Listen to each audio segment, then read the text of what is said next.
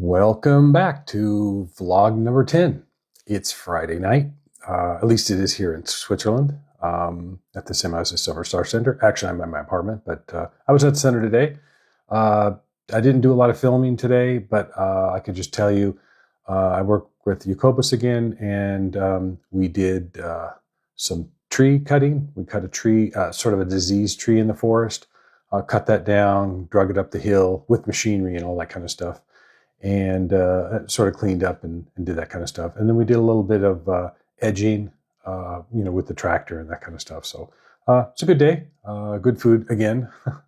So it's Friday night. Tonight is going to be question and answer night. I have some questions I took from the Billy Meyer Books YouTube channel. So I'm just going to go through these questions and answer them. Just to give you a quick update on the vlogs. It's Friday here, so I'll have two more vlogs. I'll have one on Saturday and one on Sunday, and then that'll be it. So Monday I'll be packing, and then I fly home Tuesday. So we're coming to the end of this session, coming to the end of this whole vlog Switzerland thing. We have a lot of footage. I'm really happy with the quality and the quality of the footage we have. So you guys can look forward to a lot of really good videos to come. On many different topics. So anyway, the vlog will be two more. It'll be one tomorrow, Saturday, and then one on Sunday. And the Sunday will sort of be a recap for me. I'll just sort of recap, the whole trip and my feelings and, all those kinds of things. So anyway, that's where we're going to go. And so let's get into it for tonight.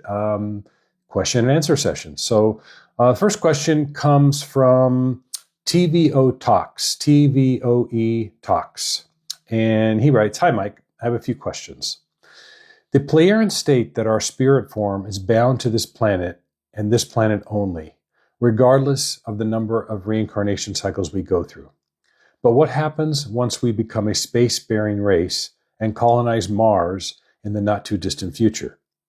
And what would happen in the event of an extinction event on Earth? Where would 9 billion spirit forms go?" So thank you for your question. Appreciate it, first of all. The first thing is, if there was a sort of an extinction event or a planet became uninhabitable, for whatever reason, comet or meteoroid or war, right? I mean, destroying themselves too. Then it's possible for the spirit forms to wander through. Now they're in a different, the spirit forms are in a different dimension. It's still in the same space and time as the Earth, the same actual physical location to say, but it's in a different dimension where they live. And if the planet becomes uninhabitable, so there's no reincarnation cycle, they're able to float to the nearest inhabitable planet and then rejoin in the process of evolution, of rebirth and dying and all that kind of stuff. There's a good example of that is the planet Malona. So that used to be a planet in our solar system. It's where the asteroid belt currently is. The asteroid belt was really a planet. It was planet Malona, and those inhabitants. It was like a sister planet, or a twin planet, a close enough planet to the Earth. That planet was destroyed through war activities. There's a good story of it in the contact notes. I don't remember where, but I remember reading the story that there was a war going on, and one side directed a river into like a volcano, and the whole planet exploded. So that's what became the asteroid belt. And after that happened, those spirit forms, all the spirit forms from Malona, came to Earth, because that was the quickest one to get back in the reincarnation cycle. So that's how that process takes. That's how that process takes place. Number two, same person, the TVOE Talks. Question number 2. I'm a little confused as to why the Pleiadian or members of the wider Federation would not intervene in the event of mankind's destruction, regardless of whether it was self-inflicted. The contact notes state clearly that there were interventions in the past between Earth humans and themselves to assist humans in evolution towards truth and teaching of creation energy. So why only assist in one area and then look away and stay silent when there is possible harm to humans? Ascot was involved in protecting the Earth from destruction in the past, and this is just one example of many. So this sort of borders on, not having to do with the teaching of the truth, teaching of creation, and teaching of life. So I'll go ahead and answer it anyway, but I really want to stay on. I want to stay on topic. So let me go ahead and answer this one. So the past interactions that you mentioned, there were two kinds of past interactions, or probably more, but two main types, just to make the point.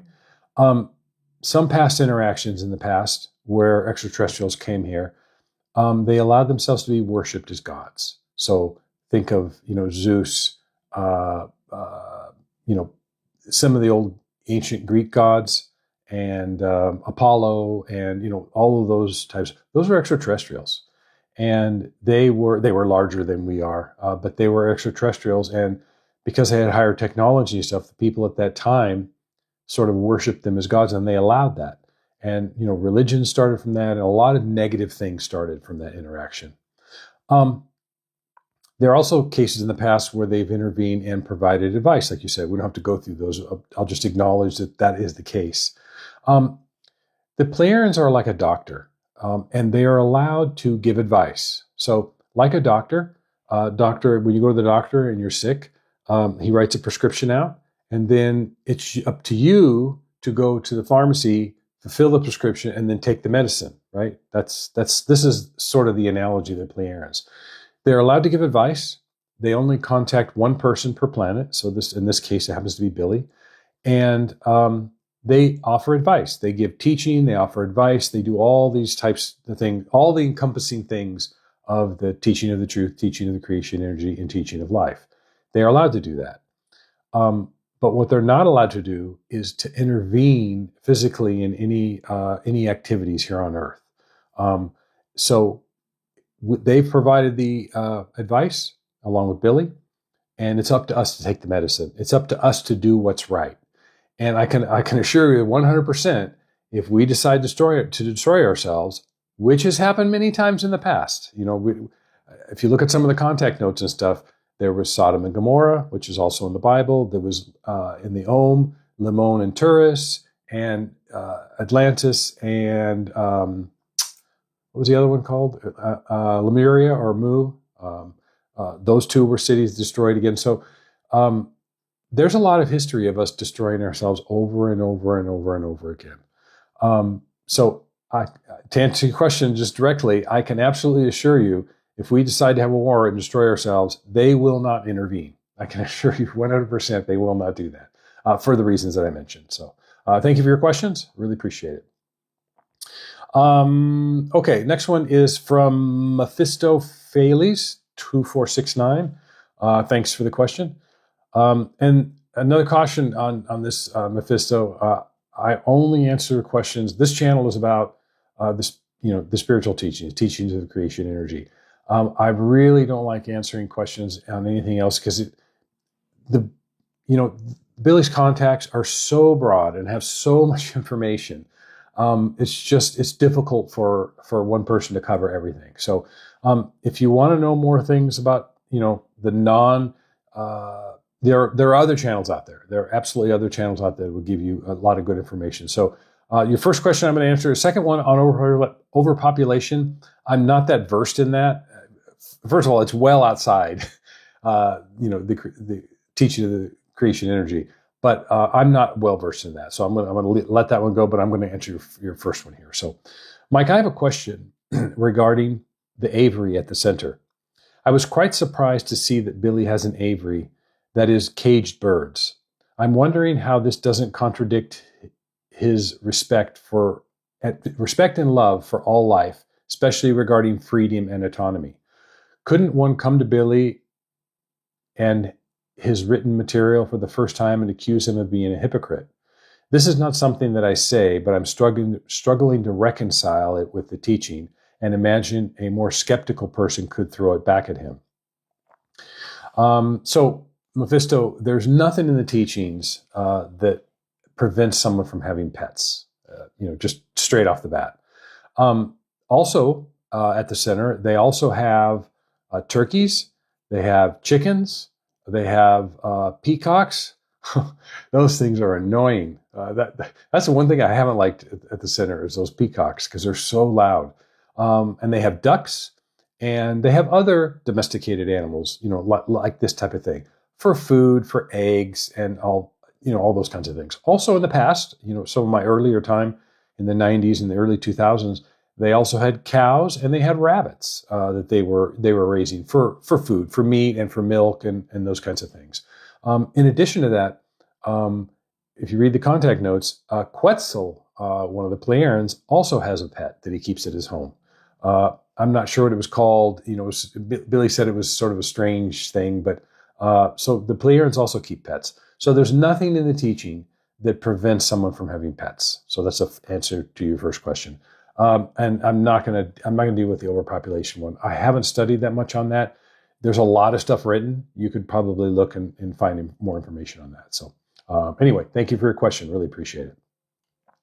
So the next question, actually, they're similar. There's two questions, but they're very similar. So I'll read them. So Peter Ward, so it's PETEREDWARD 2547, asks, after Billy, will there be another prophet in the future, which the Pleiadian will assist? And the second question that's very similar is from Teleporter 5609. And they write, you mentioned in your walk that the teachings were given many times in the past, and of course now. Why wouldn't a future incarnation of his continue the teachings? So I'm going to answer this. These are both very similar from these two people. So Peter Dward and Teleporter, thank you both for writing in. Really appreciate it. This is Billy's last incarnation as a prophet. I don't like that term prophet, but I usually say teacher. But this is his last incarnation of that. There's been a line of 7 prophets that have been here on the earth. This is his last time as one. He, and I specifically mean his spirit form or his creation energy form, Nokodemion, which is the name, has been teaching for about 9 billion years. That's 9 billion with a B. That's a really long time. And this is our final opportunity to learn how to live correctly. And, if you think about all the times in the past that this teaching has been given, the Pleiadians have spent a lot of time and a lot of effort to assist and make sure that happens. Billy will incarnate more on Earth, just like any normal human being, but he won't be a teacher. He won't be a teacher as he is today. He'll probably do fantastic things, because of his evolutionary level, but he won't be as highly adapted, and he won't be able to do some of the things that he does today. That just won't happen. One of the reasons for that is, if you know a little bit of the history, you may not, so I'll just tell you. Billy was prepared for this since he was 5 years old. So at 5 years old, he began his contacts with a Pleiadian named Svath. Svath taught him for 11 years. And then he had another teacher, Asket, for another 11 years. So for 22 years, the Pleiadians came here. This is one person. They've been teaching and training and, bringing along so Billy could do the work he's doing today. That's a huge commitment. And they've done that in the past, with other people. And honestly, I think they're just saying, hey, if you guys don't get it this time, you're on your own. But either way, it isn't automatic. When Billy comes back for his next time, he doesn't automatically become a prophet. There's a lot of work and training and effort and from a lot of different people and a lot of different spacefaring races like the Pleiadians and the Timurs, which is Asket's race, and many other of their federation have been a part of Billy's education and upbringing. That's why it's so special. That's why it is so special today. And that's why he won't be in this position the next time around. You could look back at, Jesus, or his real name, Emmanuel, who, also delivered true teachings, but it was falsified. The people of the earth got a hold of it, changed it, falsified it beyond recognition, and, turned it into a religion. Same thing with Muhammad and that, Islam turned into, a religion. It shouldn't have been, but it was falsified again. So If you haven't noticed, or maybe you have, Billy's writings are numbered. Each line or each sentence is numbered. You may have noticed that. There's a reason for that. So it won't be falsified. The cheat sheet won't be falsified because of what's happened so many times in the past. Also, if you've also noticed, if you've gotten an English book or any other language, it's for all languages, but since we're speaking in English and this is an English channel, if you have any of Billy's books that have been translated into English, it's always side by side. So on one side, on the left side, is always German, and on the right side is always English. The reason for that is so you can always go back and compare it to the original, so it can't be falsified. So that's a requirement. You'll never see a translated book by Billy that doesn't have side by side of the original German and then the target translated language. That's to prevent that. So that's why. Hopefully that answers your question on why Billy won't be a future incarnation, why he won't be doing the teachings, and why there won't be another prophet in the future, so the Pleiadian will assist. This is it. Billy's teachings are it for us. We need to take these and preserve them and make sure that future generations has a benefit to read them. So anyway, thank you both for your question. I hope I answered that one. And now for my favorite. Remington Robinson. Remington wrote in, and I'll read his question here. Hey, Mike, I have a question for you.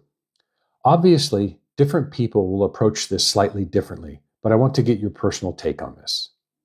What kind of advice would you give to people who are at odds within themselves and have a hard time reconciling these two things within themselves and have a hard time with neutrality about this?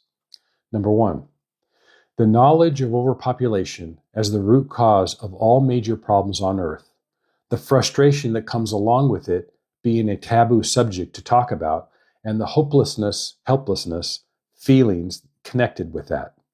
And number two, having the capability of feeling genuine joy and connection with friends and relatives, as well as also absolute strangers who are growing their families by having children or possibly already have large families.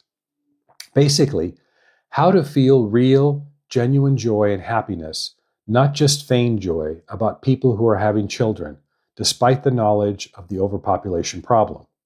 This is something I have wrestled with within myself over the years, and I have my own answers to this question, but I'm not sure I'm alone in dealing with thoughts like this, and I'm sure whatever you have to say could be beneficial to others. Salome Rem.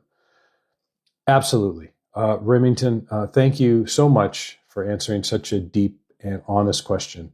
And you're absolutely right. A lot of people will probably be able to benefit from this and probably have similar thoughts, maybe not about overpopulation or about World War III or about, whatever bad things that may come.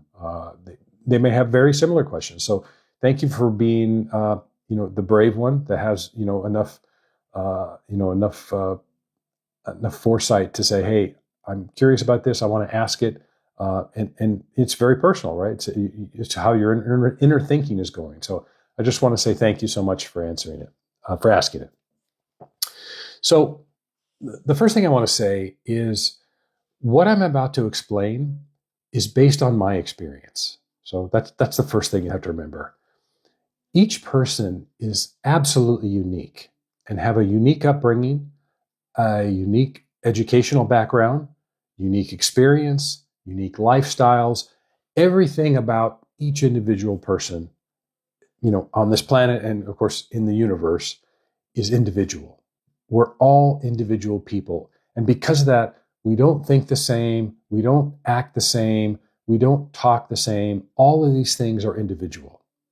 So it's important that you take this information that I'm about to give you and see how it applies to you. Test it yourself. See what makes sense and what doesn't make sense. What rings true for you or what doesn't ring true for you. When you look at yourself honestly, I'm going to ask you to look at how your thinking is. And if you do that honestly and you look within yourself after what I'm about to explain to you, It's the only way to find out. It's you. If I say this or I say that, and okay, Mike said this, it's just a belief, right? You don't have that truth within you because you haven't applied it or tested it on yourself. So this is sort of like the preliminary thing I wanted to say. I'm explaining some things based on my experience, and you should take these things and say, is this true for me or is it not true for me? This through a very deep and honest self-evaluation. So I wanted to sort of start out with that. The questions you asked may stem from a particular way of thinking. And our thinking that goes on isn't always noticeable. Sometimes it is. We have strong thoughts and, we're sort of tied in and have feelings along with it. But a good part of the time, our thinking sort of runs in the background and we're not really aware of it unless we're really striving to be aware of it, to be an observation of it. So that's the first thing. Our thinking can run in the background unnoticed. So let me talk about the causes. So there's a few possibilities here. I don't know you that well, but I'll tell you what the possibilities are, and this is what you have to take and weigh within yourself to see if this is really true or not. So the first possibility is blaming others type of thinking. And this could be, I'm going to give you some examples. This could be like, I try to talk to people about overpopulation, but nobody listens, right? Nobody listens to me. This is sort of like the blaming type of thinking. Or I talk with other people about overpopulation and they deny we don't have overpopulation. We could fit so many, we can feed the world, whatever they say. This type of thinking. I talk with people, but they deny they deny overpopulation is a thing. Or a thinking could be, these people don't know the truth. They don't know about Billy. They don't know about the reality of overpopulation, this type of thinking. Or these people don't know what they're talking about, right? They have no idea. So this is one possibility. If your thinking is, if you have any thoughts that are blaming others, that's the first possibility. So you have to see if this is true within yourself. Do you blame, is this type of thinking running in the background for you? So that's number one. The second possibility is judging others. So this would be sort of along the lines, oh, I would love to spend time with these relatives, my close friends or my relatives, but they have 6 kids or whatever it is for you. But I'm giving you an example of how the judging of others takes place.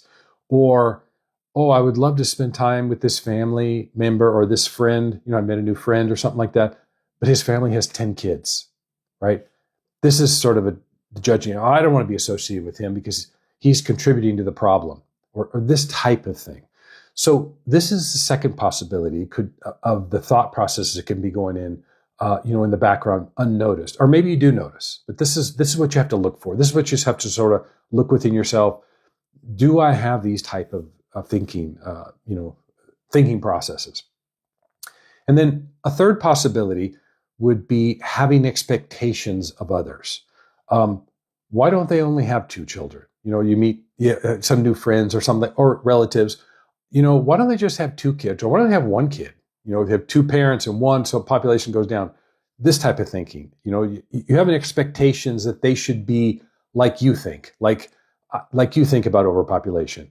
Or, why don't they have 0 children? This type of thing. So this would be along the lines of, thinking, having expectations of others. So these are but 3 possibilities. And as we know from Billy's teachings, that any thinking, any thoughts that we have, any of those 3, of course, any thoughts, create feelings. And of the 3 that I mentioned, these 3 can create the types of feelings that you described. These are the 3 that could specifically create feelings like the ones you describe in your question. Thoughts create very powerful feelings within us. So whether you notice a thought or you don't, the thinking, like if it's running in the background, if you don't notice these thoughts, it doesn't matter. They'll still create feelings with you. You'll start to feel some way. And if these feelings are maintained, sort of nurtured and maintained for a long time, emotions can form. And emotions can be triggered. Like if you're just walking down the street and you see a family, with 10 kids, walking down the street or something like that, it could trigger you into feeling, oh my gosh, overpopulation problem. I can't believe they do this. You know what I mean? It brings up that type of thing. If emotions have formed from the feelings, and that takes a little bit of time. Emotions don't form immediately like feelings do. They have to be created from feelings. So that's also a possibility. It's likely, my guess would be, and again, you have to check yourself. That's what I want to keep stressing, is you have to figure out in yourself if this is true or not. It's likely that one or more of this type of thinking process, blaming others or judging others or having expectations, prevents you from feeling the genuine joy and connection that you're seeking. That's one of these thought processes could be what's blocking you from making those connections with other people. And remember, I'm only suggesting that this thinking is possible. I'm not saying it is. I don't know you that well. And really, this type of advice, because we're all individuals, there's no way I can say. I can only tell you from me how I see it within myself, and then say, okay, this could be a possibility, this could be a possibility, and then you yourself have to go find out, do I have those kind of thinking processes? That's the most important thing you can do, is to try to figure that out. You have to observe your thinking and see if it's true for yourself. Is what Mike said true for me, or is it not? That's the honest thing you have to do. And then one cautionary note. When we begin to evaluate ourselves, it's very easy for the ego to come forward to protect itself. And this thinking, or sometimes people say this voice, it depends how you view it within yourself. Some people say this thinking, and some people say this voice talks to me, would come forward when you're trying to do this evaluation on yourself, to say, do I have this kind of thinking? Do I have, judging others, blaming others, that type of thing? What you would experience if the ego comes forward is that it would be something along this line. It would be like, no, you don't have that. Mike doesn't know what he's talking about. This is the thinking this is what the ego would be, because it's very tricky. It would be something like that. Or it could be something like, if I said, oh, hey, Remington, do you judge others, or do you blame others? The ego will come forward and say, no, I don't do that. And then trying to get you to jump on board and say, oh yeah, I don't do that. So you really have to look out for this if you want to find success, because the ego is very powerful. I don't want to go into the ego tonight because we're talking about a lot of different subjects, but I'm giving you a cautionary warning. We all have it. I do too. When you go to begin this evaluation of yourself to see if you have this type of thinking, and it could be a similar type of thinking, not exactly what I've pointed out, but something similar in that range, be careful of the ego, because the ego will try to tell you, no, that's not true. That's one way it will cover it. Or it'll say, why do you listen to Mike, the old 60-year-old guy? He doesn't know what he's talking about. It'd be something along those lines if that happens. So I'm trying to give you all the pitfalls on the path so you can be successful as possible. So now we talked about some of the the causes and the problems with that, on why you may feel that way on the overpopulation thing. What are the solutions? So in a nutshell, or the most simply I could say, is become accepting of others. Become accepting of the way others are, the way others think, the way others believe. And this type of thing, of becoming accepting of others, starts with empathy. So what is empathy? Empathy is seeing or feeling or understanding what the other person is going through. What do you think the other person is going through? We're talking about overpopulation. So maybe they don't think they're contributing to overpopulation, right? If you start with empathy and you try to put yourself in their shoes, and does this person really think they're contributing to overpopulation? Maybe they think there is no overpopulation, right? So by having kids, it's not like they're on purpose saying, oh yeah, there's overpopulated, so I'm going to even make it worse by having 10 kids, right? They're not doing that, right? So I think they may not think they're contributing to overpopulation, so that's why they have these kids. So if you put yourself in their shoes and see where they're at and say, okay, well, they're not doing it meanly, right? They're doing it from a lack of understanding. This type of empathy will lead to becoming accepting of others. And when you begin to have some empathy, some understanding will start building within you, some understanding of the situation. And what that will do is it will tone down the way you feel towards these type of people. And, a core teaching abilities, right? I was bringing a core teaching abilities. We can't change other people. We can only change ourselves, right? That's a very significant by Billy. We can't change other people. We can only change ourselves. So what does this mean? This means that if there's a problem between you and another person, and like a disagreement, or let's just use overpopulation, right? You think there's overpopulation, they don't. Nothing will change in that disagreement between the other person. Nothing will change if one of either you or the other person don't change. So if the other person isn't willing to change, they don't believe it's overpopulation, right? That only leaves you. So in order to resolve the problem or the conflict, the only thing that can change is you. So hopefully you follow me on that. We can't change other people. And if they don't want to change, the only way the problem is resolved is if we change or if you change in this. That's the only way. It's not possible to change somebody else.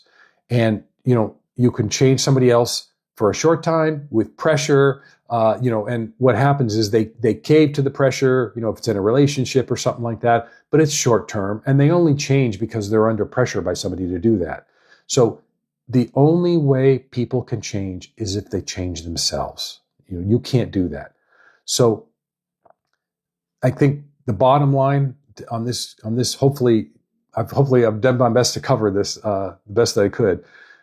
Become accepting of others, whether it's overpopulation or religion.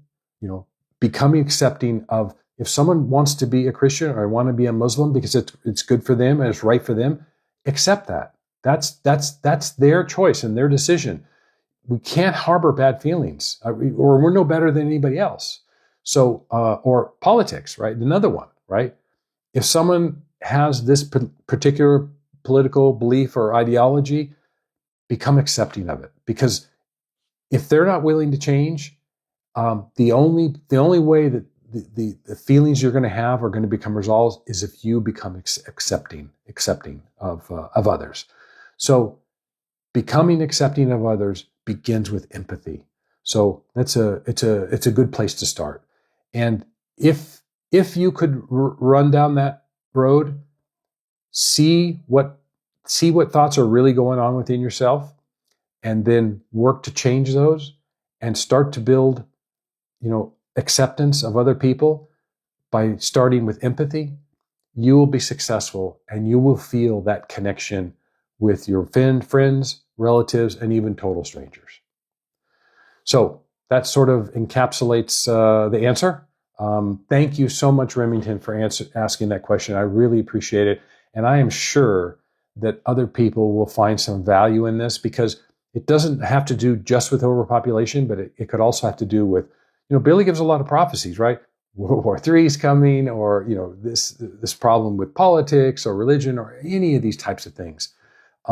We have to develop some empathy and then become accepting of the other people. And once we become accepting of the other person, there's no problem. Once we accept it, there's nothing in us anymore that causes those bad feelings or prevents us from feeling that connectedness of others. So anyway, thank you again, Remington, for the question. Thank you all for submitting your questions. There's 2 days left. If you'd like to submit questions, Saturday and Sunday is it. The vlog will be done. And if you want a question, put them down in the comment section and I will certainly get to them. Thank you all for being a subscriber to the Billy Meier Books YouTube channel, and we'll see you in the next vlog.